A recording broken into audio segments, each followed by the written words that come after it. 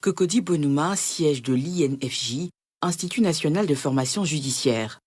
Dans une salle de cours, des auditeurs bien particuliers, à savoir les conducteurs des véhicules administratifs du ministère de la Justice et des Droits de l'Homme.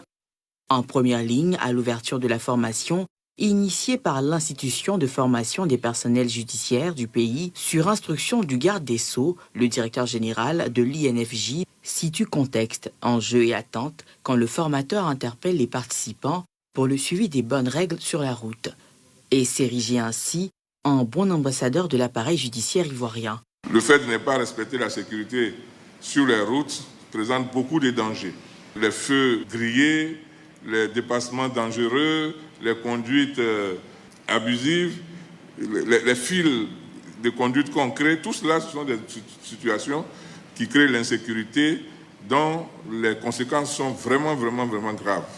Et donc c'est pour cela qu'il est bon de les former sur cette thématique pour qu'ils prennent conscience de ce qu'ils ont la vie des personnes entre leurs mains, qu'ils ont la vie de tous les citoyens entre leurs mains. Parce que sur la route, tout le monde cohabite. Et il faut donc pouvoir avoir une attitude citoyenne pour que la circulation soit fluide. Ils doivent être les ambassadeurs du respect de toutes ces règles. Les conséquences des accidents ou les conséquences de l'incivisme routier, beaucoup ont plus peur de l'amende qu'ils doivent payer ou de la sanction. Mais en termes de sanctions, il y a l'autre qui est plus grave, qui est la perte de vie. Et là, quelle que soit l'autorité que vous conduisez, ça concerne tout le monde. C'est vrai qu'ils conduisent des autorités et des fois, ils ont des faveurs.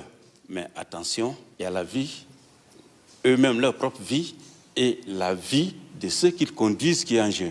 Certains, en fonction de la qualité des occupants des véhicules qu'ils conduisent, je dirais de leur patron, des fois, ils ont un certain comportement. Et c'est dans ce sens-là que nous sommes là aujourd'hui pour pouvoir les sensibiliser. Pour leur part, les participants saluent l'atelier de sensibilisation en partenariat avec l'OSER, Office de sécurité routière, lequel va toucher à leurs collègues de l'intérieur du pays lors de la deuxième formation qui leur est dédiée.